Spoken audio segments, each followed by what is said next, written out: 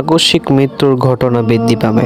কিয়ামত পূর্ব পৃথিবী আল্লাহ এমন আরেকটি গজব হলো হঠাৎ মৃত্যু।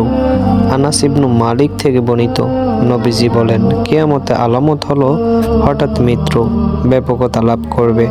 আগে মানুষ সাধারণত দীর্ঘদিন অসুস্থ থেকে রোগে শোকে বিছানায় কাতর থেকে তারপর মারা যেত।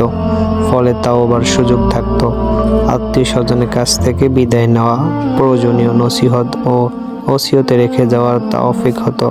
কিন্তু এখন হার্ট অ্যাটাক, ব্রেইন স্ট্রোক, গাড়ি দুর্ঘটনা, বিমান দুর্ঘটনা সহ নানাভাবে আকস্মিক মৃত্যু পারদ লাফিয়ে লাফিয়ে উঠে গেছে। সর্বত্র আকস্মিক মৃত্যু সরাসরি।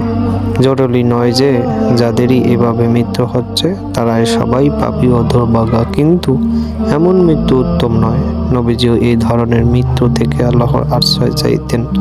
তিনি কিছুদিন অসুস্থ থেকে এরপর মৃত্যুবরণ পছন্দ করতেন, কারণ হঠাৎ মৃত্যু হলে মানুষ নিজেকে শুধরানোর সময় পান না, অসচেতনতা ও প্রায়শ্চিত্তের সুযোগ পায় না, জরুরি কোনো কথা থাকলেও বলে যেতে পারে না। ফলে এমন দুর্ব্যবস্থায় মৃত্যু ঘটে যা তার কখনোই প্রত্যাশিত ছিল না।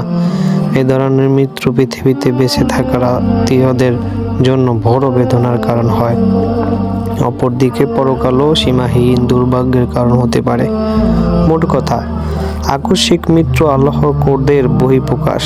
উবাইদ ইবনুল খালিদ রাদিয়াল্লাহু আনহু থেকে বর্ণিত, রাসূল সাল্লাল্লাহু আলাইহি ওয়াসাল্লাম বলেন, হঠাৎ মৃত্যু আল্লাহর ক্রোধের পাকড়াও। সীমা লঙ্ঘনকারীদের আল্লাহ এমনভাবে পাকড়াও করেন, ফলে কিয়ামত পূর্ব পৃথিবীতে এই ধরনের দুর্ঘটনা বেড়ে যাচ্ছে, যা আমাদের সবার আল্লাহর কাছে ফিরে যাওয়ার তাগিদ করে।